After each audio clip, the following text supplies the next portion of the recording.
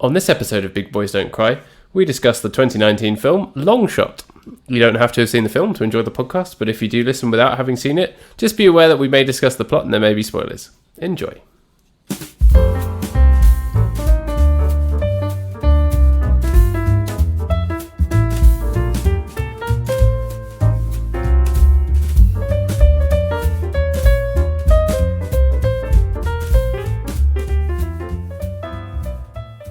Oh, say, can you say la la la la la like? And so proudly we say Donald Trump has gone to fuck. Oh, say, can you see Donald Trump fucking off? He got in his chopper and will never be seen again. 'Cause he's banned from Twitter and everywhere else online. He's an angry old man and we won't listen to him. Did you just riff that? I did just riff that. Yes. Very good. I'm impressed. Yeah, that's the official national anthem of today, the day when Donald Trump gets to fuck. Yeah. And not when he gets to have sex. When he, as in the phrase, why don't you get to fuck? Which has always struck me as an odd one. Sounds Scottish in origin, don't you think? It is Scottish in origin, I believe. He's gone. He's gone now. He apparently left Joe Biden a note. I choose to believe that the note just read, "I hate you." Yeah, nice and plain and simple. No messing around. Just, I hate you.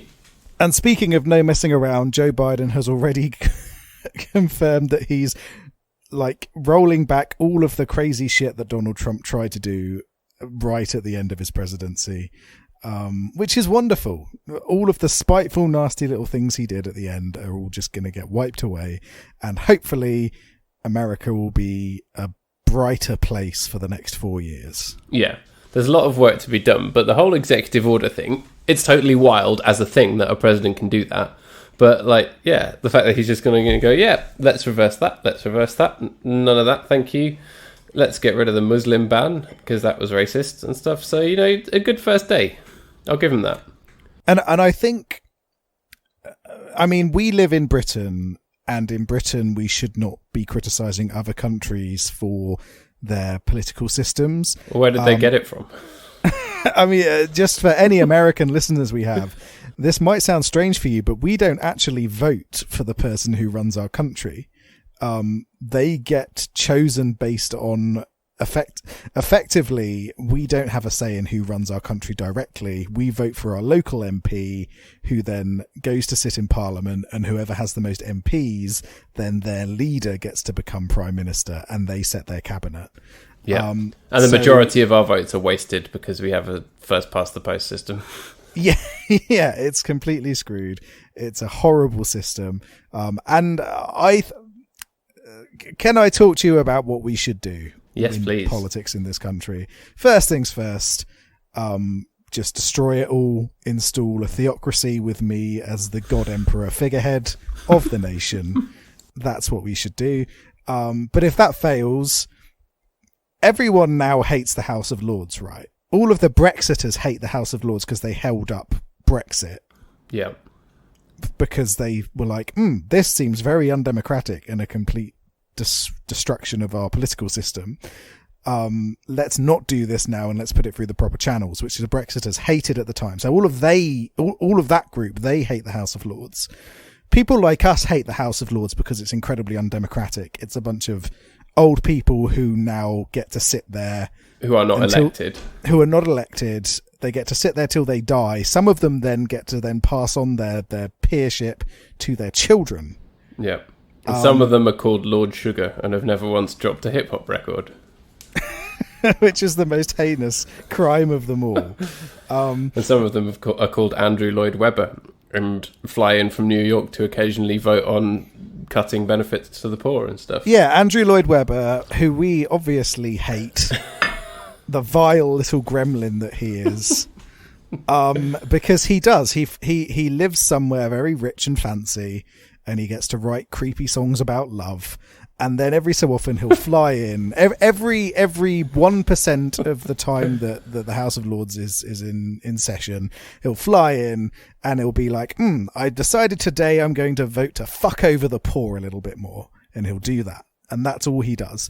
So scrap the House of Lords and move it up north somewhere. Have a little bit of geographical, diversity for our nation. Mm-hmm. And instill there a purely proportional representation house that acts as the second house in our system. So we still have our local MP elected by first past the post, but then we also then have the second house, that second check and balance, which is based entirely around proportional representation of what the country thinks. Yeah. Well, you might actually get some MPs from the Green Party from all their hundreds of thousands of votes that they get. Well, yes, exactly. And, people do vote for UKIP a lot. And although it's very funny that UKIP has never had any real representation in the Houses of Parliament, it's a bit undemocratic that they haven't had that. Yes, that's a fair point. Yeah. So have that second house, have that purely PR based. You still then keep first past the post for all of the idiots who think, other political systems are too complicated. I like just going and ticking a name, and I can't think of how to do anything other than that. Look, we tried it. We had a referendum on AV, audio visual, back in 2012 or whenever it was. The people said no, it's done. Obviously in this podcast we like talking about soy boy beta cucks. Is there a bigger cuck move than the Lib Dems putting forward that referendum, destroying their entire reputation by siding with the heinous government that instilled austerity in this nation, and then failing to get any kind of electoral reform put through? Yeah. Are we saying that they're the most cucked party in history? They are the most cucked anything in history. If you look up cuck in the dictionary, it's just a picture of Nick Clegg. The now Facebook cucking his way through social media, pretending that Facebook's not evil. Nick Cuckerberg. That's what they call him. No, Mark Cuckingberg is cucking Nick Clegg consistently. I see. Right. Yeah. This has been an excellent start to this episode. Yeah, definitely. What I'd like to see is the House of Gourds. So they keep the building, but instead of all the people, they ship them all off to Manchester and force them to move up north. And then instead of in all the seats, they just put like a massive green pumpkin on each of them. And then it becomes a sort of weird museum that you can go to. What about the House of Fjords? And it's just lovely pictures of Norwegian fjords. I would go there. I'd love to do like a cruise through the fjords someday. Maybe they change it so each day of the week it's a different word that rhymes with Lord. Mm-hmm. So it's House of Gourds one day, House of Fjords. House of Boards. House of Boards, yep. It becomes escape room. It comes a skate ring. You put in some little half pipes and stuff like that. Sponsored by the House of Vans. This could work. House of Chords. Yep. Now, is that chords as in like a rope or as in like a musical chord? Oh, why not do both? One day is chords of rope, really nice, fancy rope. And then the next day it's just people, it's just Sonic Youth comes in and just plays all of their dissonance for a full day.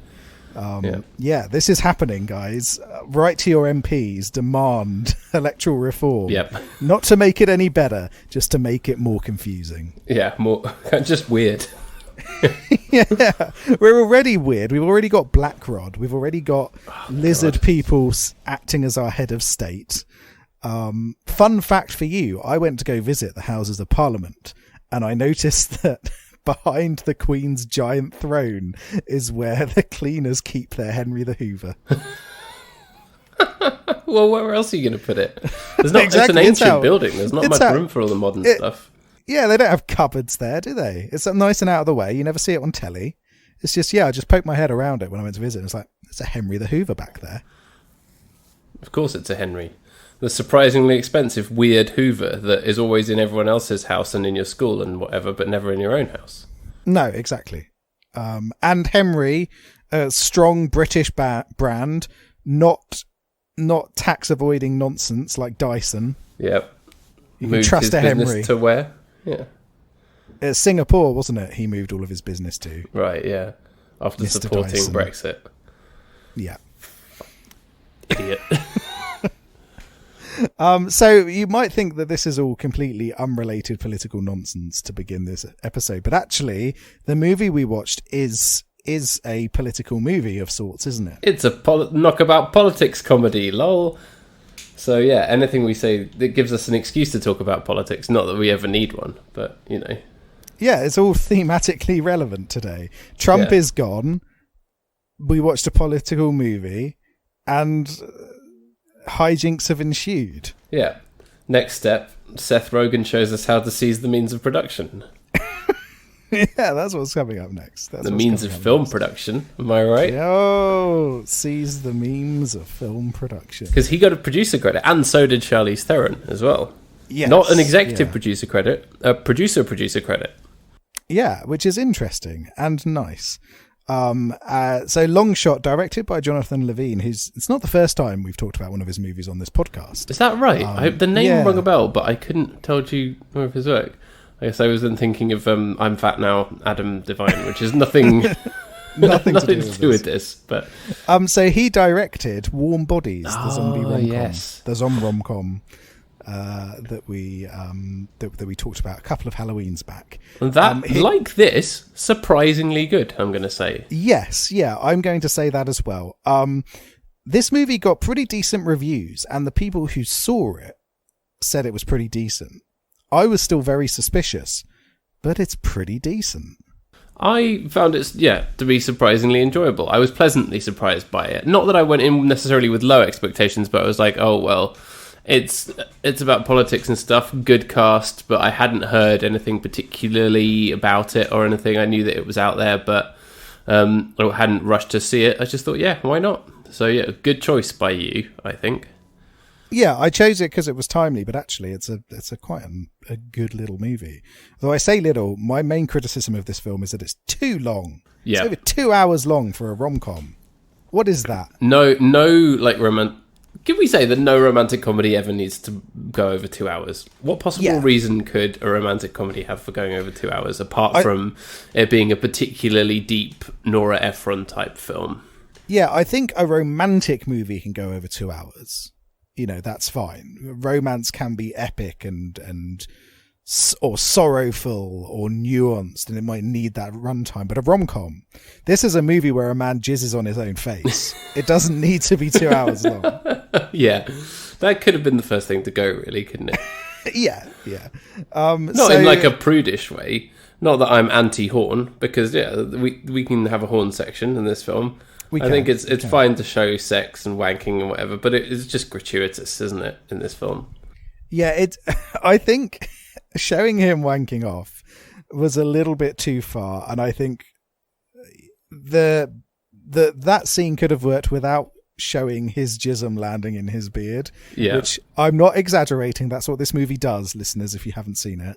Or it could have been something else entirely that would have also been scandalous. So maybe seeing him taking drugs. I thought it was going to be him smoking weed naked or something, and you just got to see like his ass, or maybe him like smoking a joint out of his ass. That would have been funny. Or them having sex, or something like that. Would have worked fine in that scene, and it could have been him jerking off, but I think maybe seeing the jizz is maybe a little bit too far. So should we do a little roundup of what this movie's about before we crack on properly? It's worth just summarising, isn't it? So Seth Rogen is Seth Rogen, but in this movie, Seth Rogen is a angry journalist man. But still, he's Seth Rogen. Seth Rogen is in this movie as Seth Rogen playing Seth Rogen, being Seth Rogen. Right? It's Rogen's all the way down. There's nothing wrong with that because he is funny. So he's a journalist. He quits his job because his paper's being taken over by a horrible right-wing media conglomerate, which is a real thing that happens all the time, and it's very awful. I've forgotten the name of the company, but there is this particularly nasty right-wing Wembley company Media. So yes, it's called Wembley Media. Yeah, not a good idea for British audiences. Wembley. Wembley is a football institution. Football. But yeah, in real life, there is this terrifying right-wing media conglomerate that's buying up local papers and local TV stations and basically turning them into little mini Fox Newses. And it's a real problem. And I think it's part of the reason why the discourse in America has become so volatile over the last 5 or 6 years, is because this has been happening. So that's a story taken right out of the real world. And there's little pockets like that here and there that appear in Long Shot, which are very, very much of the time. And that's one of them. So he quits his job. He's basically pushed out of the door of his job. But then he gets a job writing for Charlize Theron's character, Charlotte Field, who is the Secretary of State and is going to run for president. And she needs a script writer. They knew each other as kids. She babysat him. He had a crush on her. Insert dick joke here. Dick joke, because of course there is. This is a Seth Rogen movie. There's got to be a dick joke. It lasted a good 20 minutes at least before you had a dick joke. So. Yeah. And I think those first 20 minutes... dick joke, at least. I can't remember if there was any dick chat preceding it. There probably was. There might have been. But I think those early moments work incredibly well, though. But yeah, so that's the general gist of it, is then they go off on a little political campaign. She's got this world-saving climate campaign to launch, but then they fall in love. But can they be together when they're so different? But the early sections of the movie are very strong, aren't they? Because you've got the movie opens with Seth Rogen going undercover with a bunch of neo-Nazis, and genuinely very, very funny scenes there where it really taps into what makes Nazis so pathetic, but also makes them so scary. Where everything they're saying is absolutely pathetic, but you can see the sort of violence in them. Then they start giving him a swastika tattoo before someone clocks that he's a journalist and he has to jump out of a window to escape. And that he's a Jew. And it's really funny and really well handled, I think. That first scene is very, very good. And he would have been seriously injured jumping out of that window and landing on that car, but you don't begrudge him it, do you? No. And it's great. It's really well done. But I think generally the plot of this movie works quite well, and I wasn't expecting it to work as well as it did. No, and I think part of the reason that it works is that they do have chemistry, which you wouldn't necessarily think, but that's kind of the point. They seem like an odd couple, but it works because they're good at bouncing off each other. But the main thing is that this film invests enough time in their relationship and in their characterization, which you rarely get in a rom-com, especially something like this, where the goofy concept is expected to be enough to carry the film on its own. And even though it's too long, a fair amount of that runtime is dedicated to their relationship and their characters, which is part of the reason why it works. Yes, yeah, definitely. I think particularly, I mean, we all like Seth Rogen. Well, I don't know. Do you like Seth Rogen? I say yes, I do. I think I joke about how he's Seth Rogen playing Seth Rogen being Seth Rogen, because in a lot of stuff he is the same, but it's not everything. Like there's some stuff he's in where he's really, really interesting, and he has done serious roles. Like in, did you see the Steve Jobs film? No, I didn't. He played Steve Wozniak in that, and he was very good in that. That's one with Michael Fassbender as Steve Jobs. Not the Steve Jobs movie with Ashton Kutcher, which came out at the same time. No, which was called Jobs. Yeah, I think it was just called Jobs, wasn't it? Not The Jobs Man or whatever. The Steve. Steve Jobs starring Michael Fassbender. Again, surprisingly good film. I was pleasantly surprised by it. Not perfect by any means, but really, really well put together. And Rogen was surprisingly good in that, in a relatively serious role. So there are some things where I think he's good, and he's in The Disaster Artist as well. Yeah. Does a very, very good performance. He voices Pumbaa in the live-action Lion King, but we won't hold that against him. Did you hear of this one that came out last year, An American Pickle? I really wanted to see that because I saw the trailer and immediately loved it. I think it looks amazing, and Simon Rich, who wrote it, is one of my favourite ever writers. Have you ever read any of his stuff? I haven't, no. He's absolutely brilliant. Really, really hilarious guy. He's written a lot of novels and a lot of short stories, all of which are really, really funny. And they've been variously adapted into TV and stuff with varying success, I'd say. But overall, I really, really like his work, and I'm sure that this is really, really good. And I think the reviews were good as well, so it's something that I've been interested to check out for a while. It looked very interesting. I did want to watch it, but yeah, I didn't get round to it. And yeah, I'm kind of in the same boat with Seth Rogen. I enjoy him when he's stupid stoned man, but I also like again, Knocked Up. Surprisingly good. Knocked Up is a good movie, and he's perfect for that role in it. But I think the real star of this film is Charlize Theron, who manages to have she's fantastic in everything. I think one of the best female actors going, and maybe doesn't get enough credit. I know that she's had decent credit for things like Monster, Mad Max Fury Road, but I think she's genuinely fantastic. And in a movie where you wouldn't expect there to be powerful performances, I think she really nails it here, where it's basically everything that you wanted out of Julia Roberts' performance in Notting Hill is given by Charlize Theron here, where she's able to showcase that professional, slick demeanor, that very two-dimensional thing that you'd expect from a politician. But underneath, you can always see that bubbling personality and that three-dimensional person underneath. So you've got all of these scenes, and even the early scenes where she's with Seth Rogen, where she's being professional even when the cameras are off.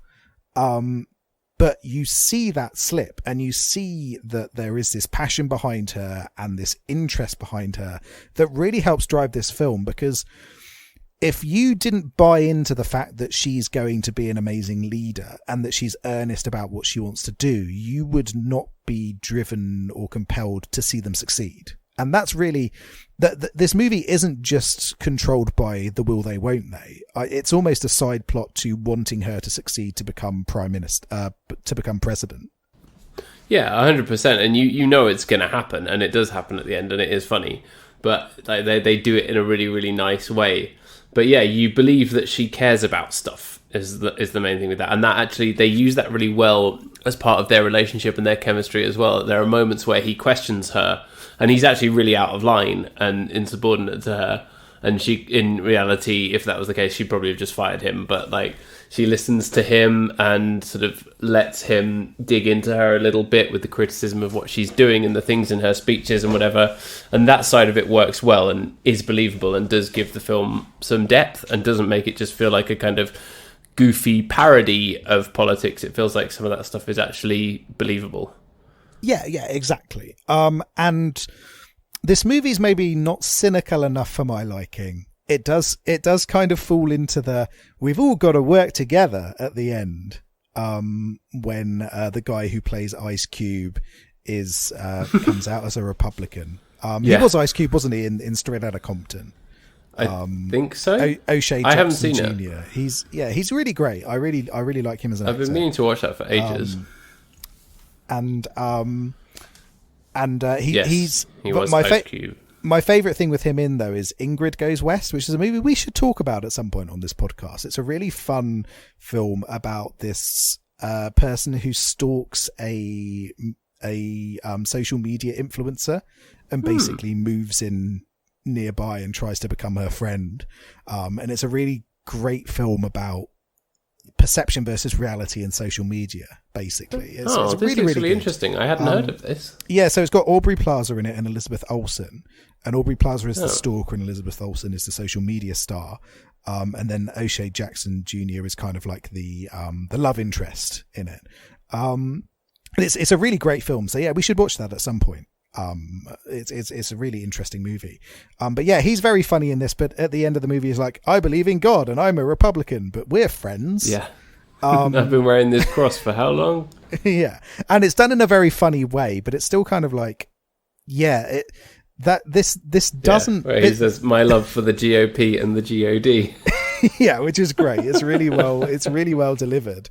But this movie came out in 2019 and it's already aged incredibly, because you would not look at a member of the Republican Party now and think that's someone who I want to be friends with and who I trust around my children, because these are the same people. Because I think, is it 80% of registered Republicans still support Donald Trump?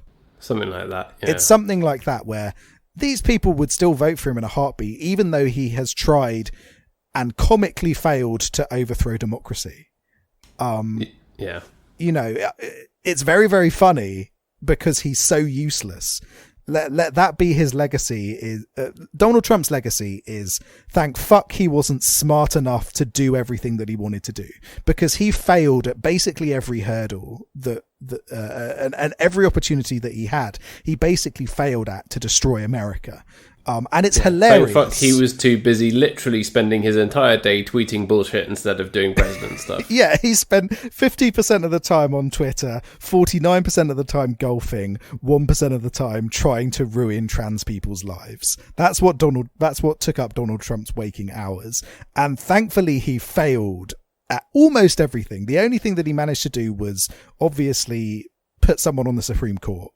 But that was kind of out of the hands of anyone to stop him anyway. That was only because someone died. And that was only because somebody died. That's the only thing he was able to achieve in his time in office, which is great. But it's terrifying that if someone had been slightly smarter than a sea slug, they could have done irreparable damage to the country.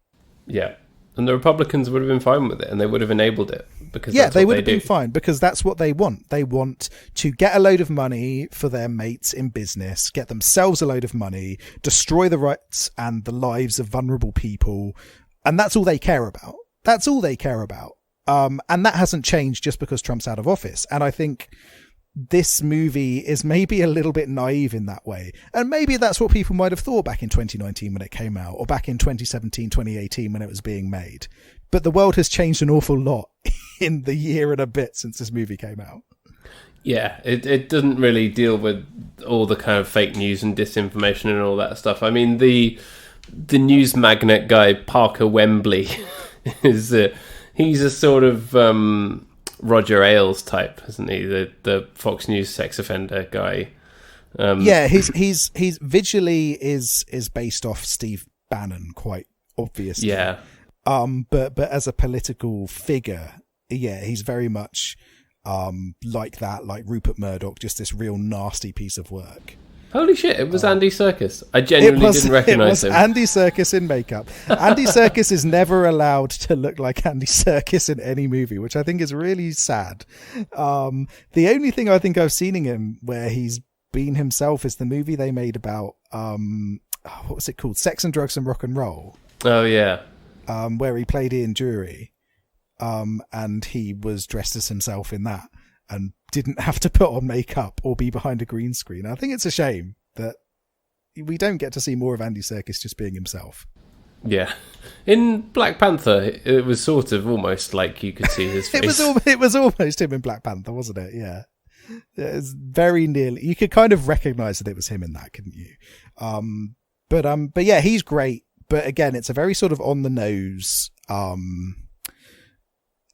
element, and I think those very clear modern day political parallels are going to age quite poorly, because the political climate is moving so quickly all the time.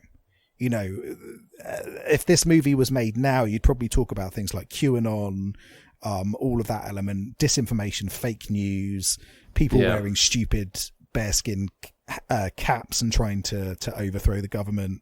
That kind of stuff would all be in it. But where it really succeeds is in its general political ideas about, Charlotte Field has to be perfect. She can't be too emotional, otherwise she'll be hysterical. She can't be too loud, otherwise she'll be seen as bossy. And it talks a lot about it talks quite bluntly about the challenges seen by people other than old white men in politics, which is refreshing to see in a movie. Yeah, definitely. And what I thought was really good was that it did that, and it got that sort of political point across, or those points about the political landscape. It made points about the political landscape and the media landscape without that being the center of the film and without getting too bogged down in it or distracted by it. It was just kind of there, and it worked, and it also aided the romance as well. So I think it got the balance between those two things right, and that was the reason why it worked. Yeah, I definitely agree. Is it uses that as the backdrop, and it uses that political world as a backdrop, and it's got just that right level of realism where no one's surprised when people say that black people have it harder or that women have it harder in politics. It's just taken as a statement of fact in this movie that's one of the horrible poisons of politics. And I think that's really interesting. You know, you've got this useless television star who's president, who's planning to go back into movies and then become a businessman and make loads of capital off awful anti-climate change business deals. It's got President Bob from Better Call Paul. yeah, it's a Breaking Bad Bob. president. Yeah. I never saw Breaking Bad. Did you? I watched a bit of it, but by the time I'd started watching it, there was already so much to watch that I never got round to going through it more.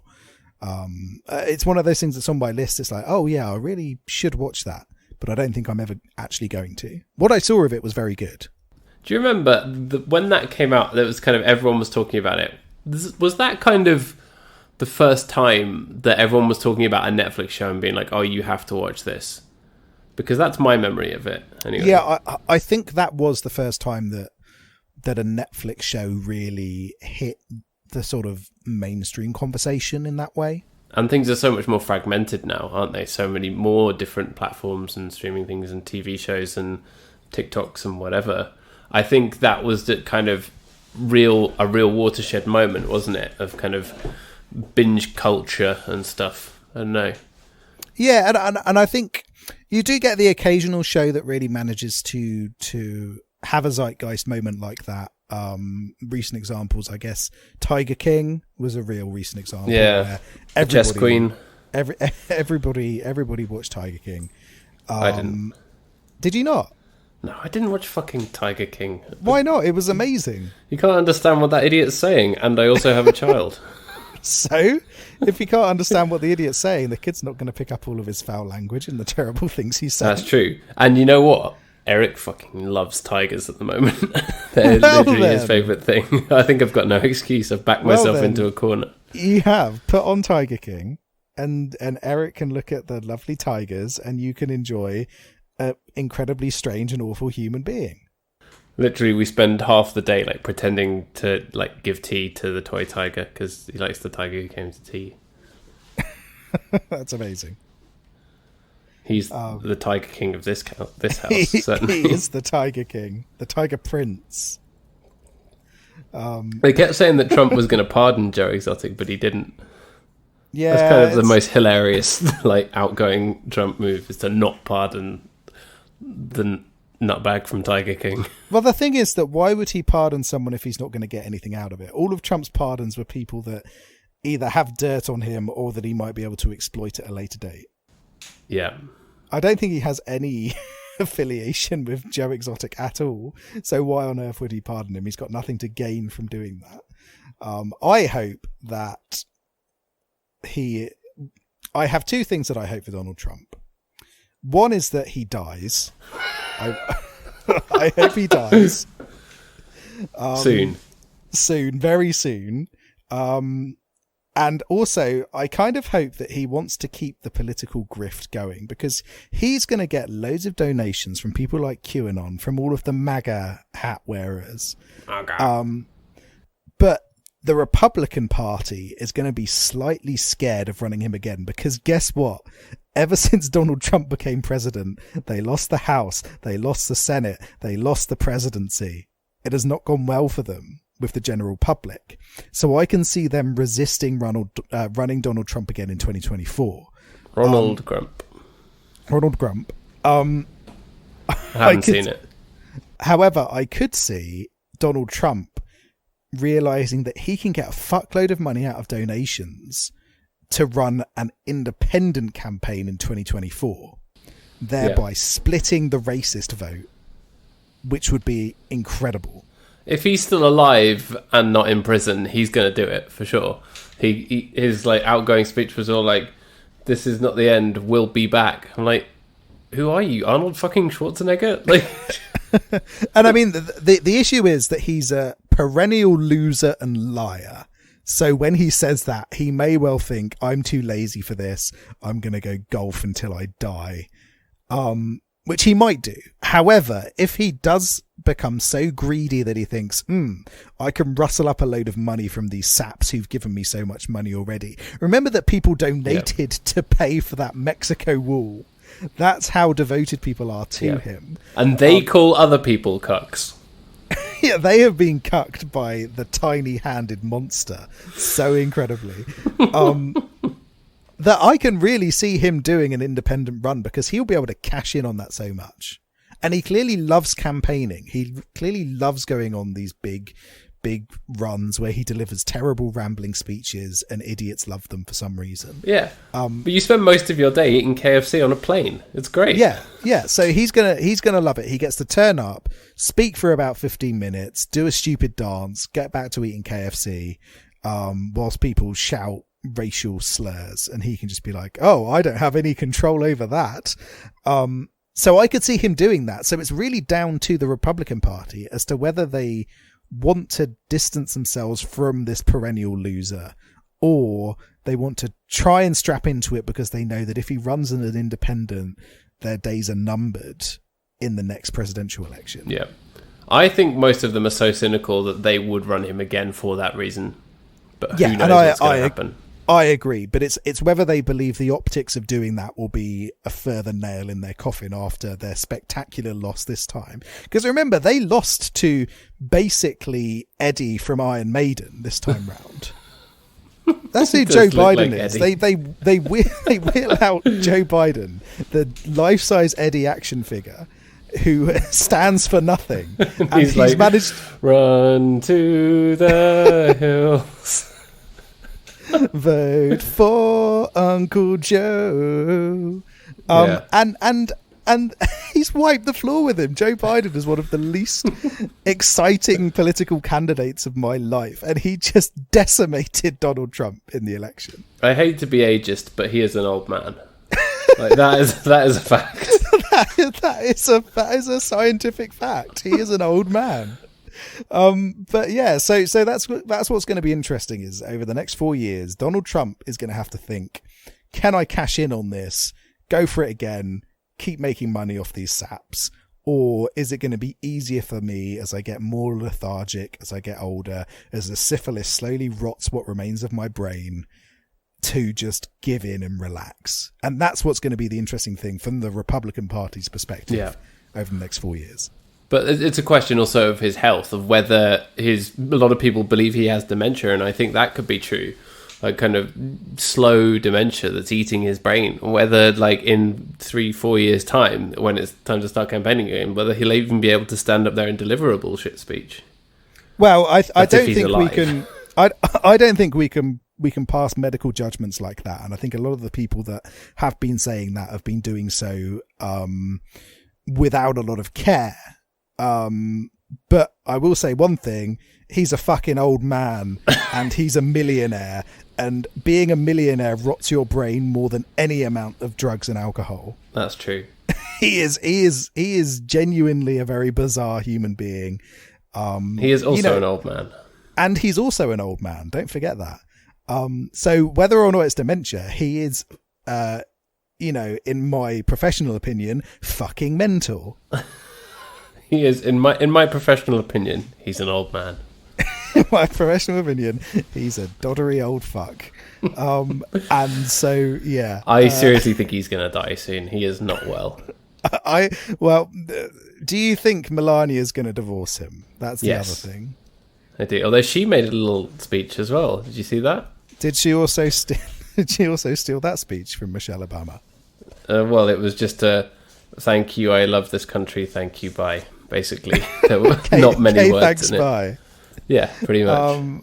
Okay, yeah. I mean, from her perspective as well, I suppose it's does the amount of money and the long-term grift that she gets sticking with Donald Trump outweigh the fact that she clearly hates him so very much? I don't know. I wouldn't want to have to make that kind of decision. Because she gets a lot of fame and a lot of support from all of these weirdos in red hats at the moment.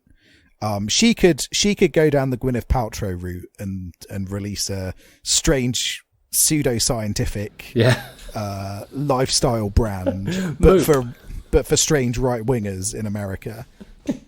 Yeah, right-wing women's website, Moop. It's going to be great. Yeah, Goop, because it's GOP, but with an extra O. Oh, yeah, I see, yeah. Holy shit, is that like a veiled thing from Gwyneth Paltrow trying to tell us she's a Republican? I don't know. But Grand old party. But yeah, maybe that's what Melania will do next. But obviously a lot of that financial clout and fame clout comes from the fact that she's tied to Orange Jabba the Hutt. So the question remains, will she divorce him because she hates him so very much and it's her chance to get out? Or will she stick with it and keep that level of infamy? And she could get enough money from the divorce to do something worthwhile. Well, he's got no money. I reckon she should do it. He's got no money, and I assume that they probably had a prenup in place. Yeah, but he's got assets. Aren't they going to, isn't he going to be bankrupt? They're going to strip all his assets anyway. They'll give her 3 or 4 of the Trump towers, and then she can do something with them. Oh, That's how a divorce works, isn't it? Yeah, you just divide up your towers. Yeah. You will have. If Grimes and Elon Musk ever get divorced, she's going to get all the freaky towers with all the the knobs and the pipes on that look like the Pompidou Centre.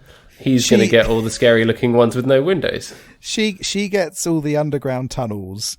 He gets Mars. That's how it's going to work. Yeah. So that's anyway, a lyric from her latest song, by the way. Anyway, right. Long shot. Yeah, you talked about optics, and I thought that was funny because in this film, the other advisor woman who's very funny as well, she's always talking about the optics, and I thought that was quite a funny little thing about how political advisors talk about stuff. Yeah, it's clearly very sensible in the way that it's approached the sort of campaign element of it, and it feels very grounded in that way. And I think that's part of the reason why it works so well, is that it allows having all of that very strong structural framework to this film, then allows its 2 leads to really shine. But like you said, the supporting cast is great. So June Diane Raphael is Maggie. She's great. And she's great in this. She's really, really funny.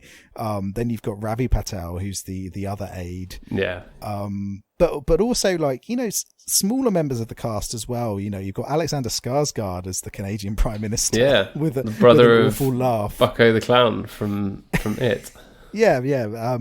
Clown brother. And as I texted you earlier, the Skarsgårds are going to be playing every Stephen King villain, because Alexander Skarsgård's going to be playing Randall Flagg in the Stan TV series. Yeah. So bring it on. He's great. He's got an awful laugh, which is really funny. Very funny. But then you also got Randall Park as well. I love Randall Park. He's great. He's brilliant. He's only in it for about a minute. Yeah, nowhere near enough screen time. But he's always doing... No. He has got, I think, the best sort of grimace of any actor working today, wouldn't you say? The grimace face that he does when he's trying to tell Seth Rogen that they've been bought out and for him not to go and do anything stupid is just priceless. It's wonderful. He's really great in this, and he just is perfect in that brief moment of screen time that he's given. Yeah. I have to say as well that is the scene in which I think the first dick joke happens, so it is way before the boner moment. I know because I wrote it down, because they're talking about how they make money on the site, and he's like, let's run penis enlargement ads too, nobody likes their dick. Oh yes, that's true. Which sets the tone for the incoming dick jokes. It does, because this movie is crude in a lot of ways. Sometimes it works very well. I think the scene where they've gone out clubbing, she's popped a molly, which is American for MDMA, right? Yeah, that's right. And check us out with our knowledge of illegal drugs. I know about drugs because that drug was very popular in the year that I ran a night at a local club 12 years ago. Bloody hell, it was 12 years ago, wasn't it? Jesus. Yeah. Your 12 club to 11 years ago. Your club nights were great. I used to really love those. Lo-fi, hi-fi. Yeah. Well, it wasn't just me. I inherited an already established night and ran it with a bunch of great DJs. But yeah. But it was awesome. It was one. But I spent so much time flyering. Imagine flyering. Oh man, flyering. Do you reckon people still flyer at unis? Yeah, they must do. It was such a quintessential part of our uni experience is helping your mates flyer, or when you're running an event, flyering it. Yeah, sticking them to lampposts all around the campus and the town, and standing in a really annoying place outside the main entrance to like the what was the uni bar called? The pub, the Ram. The Ram, yeah. We used to just stand outside there and just flyer people, and they had to walk around you to get in. Yeah, it was always fun. That's great, but it got people through the door. It did, yeah. It was always full, and I'm actually really proud of that. It was awesome. Just as an aside. How did we get onto flyering?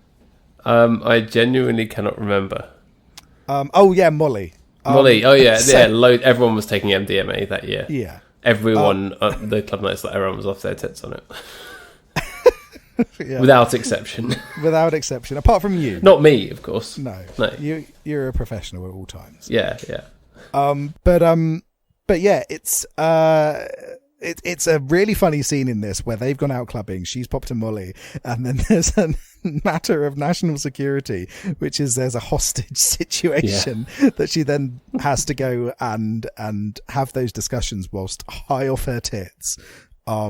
Is really hilarious. And I think Charlize Theron's not often seen as a comedic actor, but she's really great in this in a comedic focus. You know, often you think of her in things like Monster. Like I said, you think of Mad Max. You think of Tully, I've heard is very, very good. Yeah, I've not seen that. Seen it. But you think of her in Tully's sort of like a comedy drama, isn't it? It sort of blurs that line between the two, but you don't necessarily think of her in an outright comedic fashion. But here she absolutely nails it, and I don't think anyone else could have done a better job. No, definitely not. I can't think who else it could have been. There are any number of people it could have been, but I think she's perfect in this. Yeah, definitely. And you believe her when she's goofing around in the club as well, which is great. Oh yeah, for sure. It works incredibly well. Did you see Bombshell at all? We did. Yeah. Did you? No, but I've heard it's really good. It's really surprisingly good. Yeah, it's really worth watching. It's really, really serious, but it's just light-hearted enough. But it really packs an emotional punch as well, and she's brilliant in that as well as the central figure of Megyn Kelly. And it's very, very true to the fact as well of what happened at Fox News with Roger Ailes, who's played brilliantly by John Lithgow, who really embraces being the scumbag character. So yeah, it's really well worth seeing, actually. Oh, fantastic. I'll have to check it out. I've really wanted to watch it but haven't got round to it. But yeah, it doesn't have Boys to Men in it, unfortunately. No. Motown Philly's back again. I'd already had that song in my head for about a month because, funnily enough, I guested on a recent episode of Jabronis Only. I know you did. I've listened to it. Have you listened to it? Yeah. The It's Always Sunny in Philadelphia random episode generator podcast that, full disclosure, is run by my dad. So yeah, his co-host Tom, who's brilliant, he's just had a baby, so he's taking a bit of a break. So I guested on that episode, and my dad actually wants to get both of us on to the next one. Ooh, so I'm going to talk to you about that at some point as a duo. But yeah, I guested on that, and the episode that we talked about that was picked at random was the gang gets quarantined, and the whole storyline is that they're preparing to go to like an a cappella competition to open for Boys to Men, and that's the song that they're singing in the beginning of the episode. So when Boys to Men came on, I was like, yes, come on, love it. It is brilliant, and weirdly enough, we've been rewatching Philly again because we rewatch Philly like every couple of months. It is on constant rotation in our house. Good. And yeah, funnily enough, we just reached that episode. There's something very sad, by the way, about Philly on Netflix, which is, have you seen the episodes where they make their Lethal Weapon sequels? Yes, not for a while. You will not be seeing them again for some time know. because they have been taken off Netflix. What? Because one of the characters dons blackface. Netflix has decided to take them off, and it's a difficult one because obviously they don't want to have stuff like that on their platform, but at the same time, the whole reason that Always Sunny in Philadelphia is doing it is to make a point about how blackface is awful. Yeah, if you know anything at all about that show, that's got to be taken in context, right? Yeah, and it's even discussed very heavily in the episodes where it happens. And so it's a bit of a strange decision where it seems as though it's almost kind of like a knee-jerk thing where they're just like, right, get rid of it. Whereas, in fact, leaving it up there, I think, would have been a better anti-racism message because the whole thing is an anti-racist, the discussion is incredibly anti-racist. Yeah. And the whole show has a history of, doing lots of episodes that satirize racism on so many different levels and in so many different ways. Exactly. So it's a bit of an odd one. And I don't know who would have complained to get rid of it. Because anyone who knows anything about the show knows that it's done entirely to lampoon racists. So we reached where that episode would have been, and we were like, did we skip an episode? And it turns out that, they took them off last year sometime. That's annoying. Which is sad. But Boys to Men. But Boys to Men is still on there. The episode where Frank shaves himself, covers himself in hand sanitizer, which must have been one of the most used GIFs at the beginning of the pandemic, I think. Yeah, for sure. But Boys to Men appear in long shot as themselves, and they're great. When Seth Rogen falls over, one of them says, "Crack her down." Crack her down. And there's loads of really great sort of one-liner moments in this movie. So you'd already, said "crack her down." GAP and GOD is really great. Also, "You dressed me like Cap'n Crunch's grinder date." It's wonderful. When he's in the traditional Swedish suit, that's a great moment. It's really good. And he says, "I want 69 Fidel Castro. You thought his beard was big." Is wonderful. And I think my favorite line in the entire movie, though, is from Charlize Theron, where she says, "I've never been so scared in my entire life, and I was in an elevator with Saddam Hussein alone." Yeah, just me and Saddam. Just me and Saddam is so good. What also really made me chuckle, but was totally unintentional, was that the bit when they go to the fancy party in Argentina and all the other world leaders are there, and she's dancing with the Prime Minister of Canada to the string music. It sounded just like the theme tune from Fawlty Towers. Oh, really? I insert that here in the audio. That music is used in another film. I think the Mask of Zorro movie with Antonio Banderas. All right. I think, and yeah, so I was thinking just like, oh man, imagine Antonio Banderas in this film. That would have been great. He could have been someone. Maybe instead of Alexander Skarsgård's Canadian president, it was Antonio Banderas as Mexico's president or something like that. That would have been good. That would have been awesome. He could do a bad laugh well. He definitely could. Yeah, so it's so there's some really great moments in this movie. It genuinely made me laugh out loud at times, which I was not necessarily expecting. I know this is the kind of film where they want you to laugh out loud, but often I find them a little bit not funny in that way. But it kind of hit the same notes as Forgetting Sarah Marshall, where it had that interesting contextual discussion. So Forgetting Sarah Marshall is all about coming to terms with a breakup, and that's kind of what the driving force is of that movie, and I think it handles it in a very sweet way. And here it's got all of those little political elements that are handled in a very... It doesn't treat the audience like idiots, but also... I thought Forgetting Sarah Marshall was about a musical genius who creates a vampire puppet musical and the story of how it comes to life. Of course, that is the main driver. And, they can now make... Why have they not made a Muppet Dracula? They've got the Count right there from Sesame Street. Yep. He loves to count. Get on it, guys. Do you know what his full name is? No, what is it? It's Count von Count. Is it? Yeah. These are the kind of things you know when you have a child. Who's your favourite Count? Count Duckula. Oh, that's a good one. You don't think of Count Duckula so much, do you? But he's there. Yeah, Count Duckula's great. Originated in Danger Mouse, didn't he? Yeah. And then obviously had his own spin-off. Count Duckula's great. Count Dooku.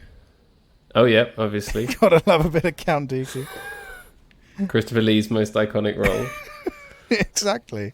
It's funny actually. I've never thought of it that way, but obviously he played Dracula. Yeah, he did. And then went on to play an even better Count. Yeah. In Count Dooku. By all accounts, a great actor. What about Count Chocula? Now, what is Count Chocula? So if it's a cereal. As you are an aficionado of American foods, I was wondering if you'd ever had it, because I've As I say, the name rings a bell. But no, this week, I've spent the whole of the last week searching for somewhere I can buy Cheeto footballs, which turns out are a Spanish thing. Oh, really? And I found them. Yeah. Oh.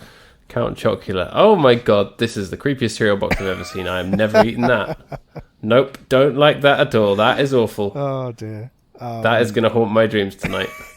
I'm glad he's got a long face. You know who he looks like? Lawrence Fox / Fido Dido. He's got that triangle foot chin.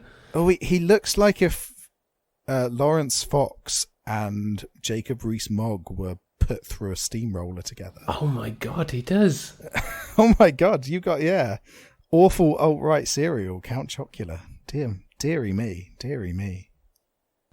Yeah, very bad. Thank you for sharing that with me. You're most welcome.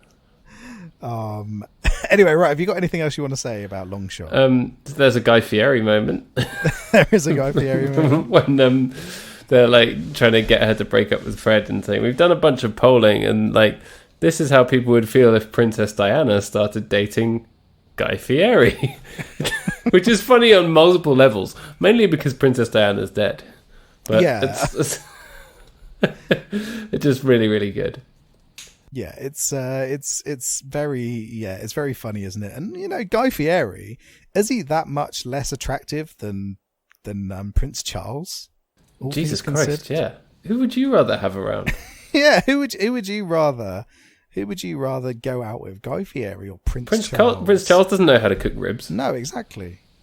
Prince Charles doesn't hop on a horse and go, we're rolling out, it's diners, drive-ins and dives, does it? He's never been to Flavortown, has he? You just know that Prince Charles's favourite food is dry white toast. Yeah.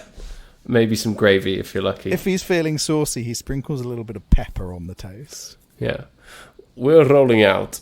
It's polo, pubs, and preposterous nonsense. I thought that was a great insult to Guy Fieri. Yeah. I bet he loved it. I'm sure he did. Because he loves everything and everyone. Yeah, precisely. So that was fun. And we did have a horn section as well in this movie. Yeah. The sex scenes in this film, I think, there's an opportunity for a bit of crass humour, but generally they work and do advance the plot and help the characterization. So it's good horn. Yeah, good horn in this movie. Yeah.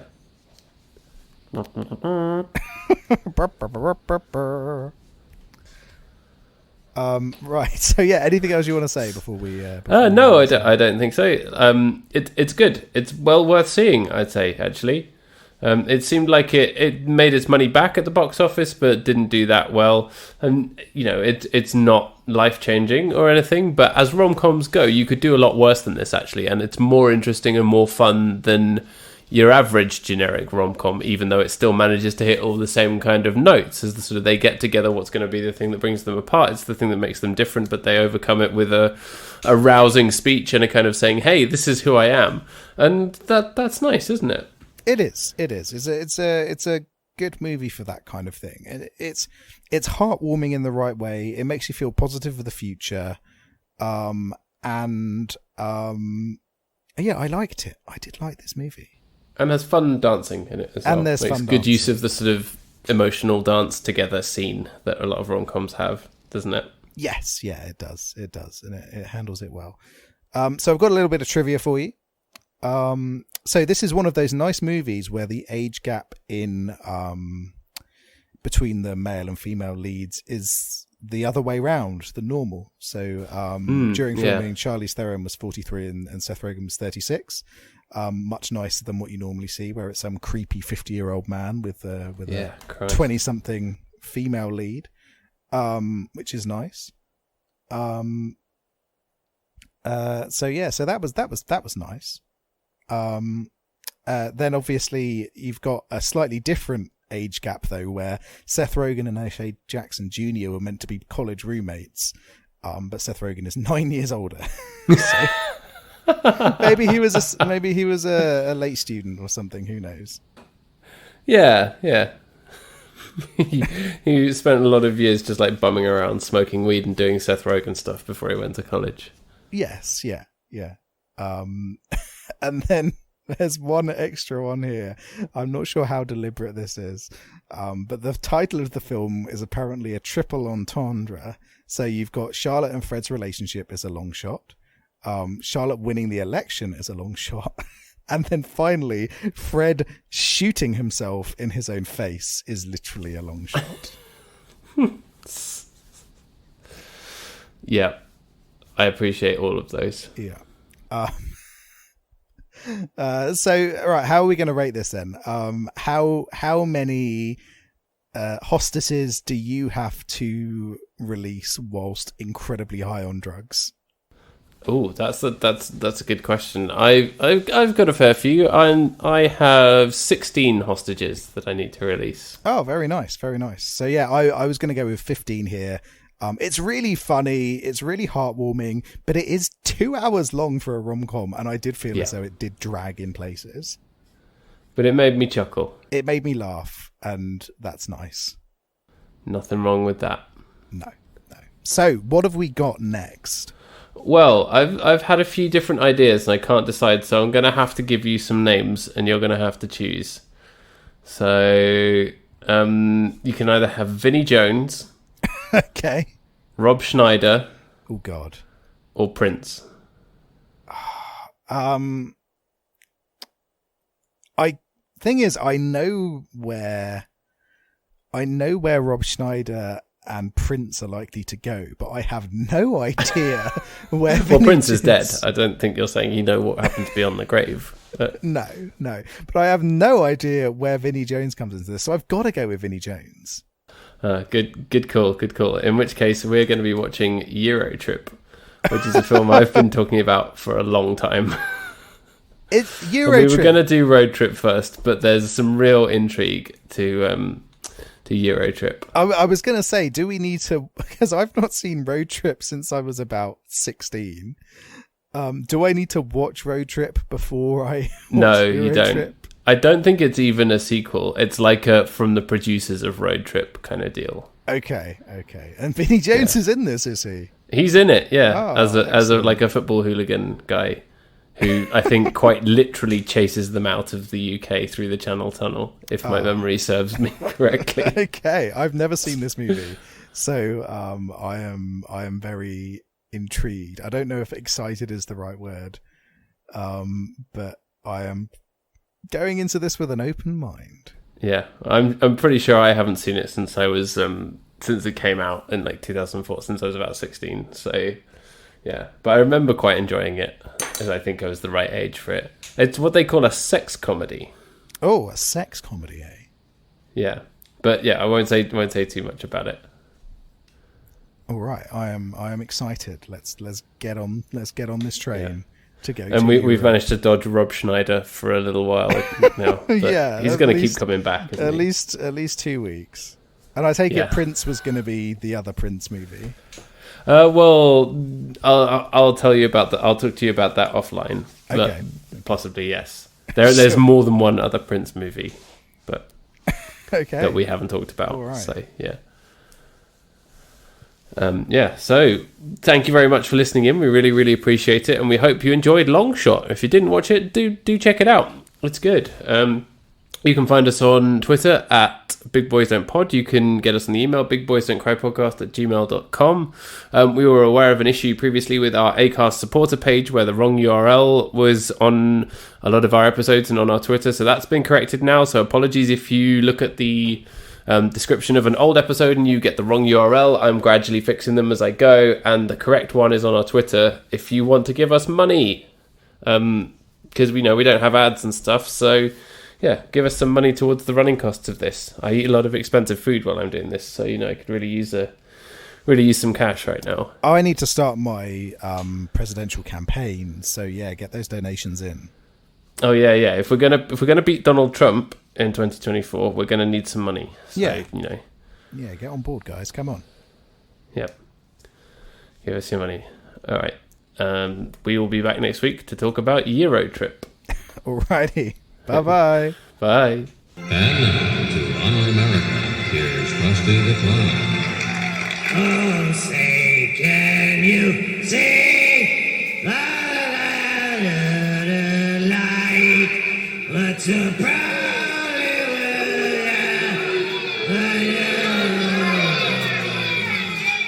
Shouldn't have turned down those cue cards.